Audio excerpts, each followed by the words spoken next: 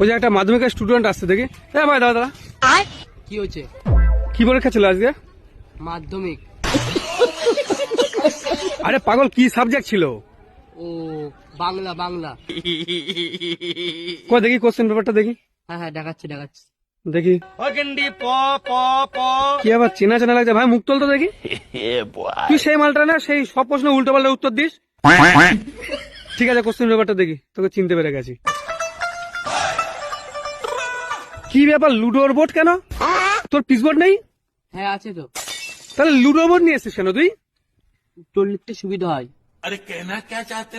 মানে দেখাচ্ছি দেখি কেমন হয় উত্তর লিখতে সুবিধা হয়। এই যে তারপর আছে, তারপর উত্তরটা হবে ঘ, আর যদি পুট পড়তো তাহলে উত্তর হতো ক।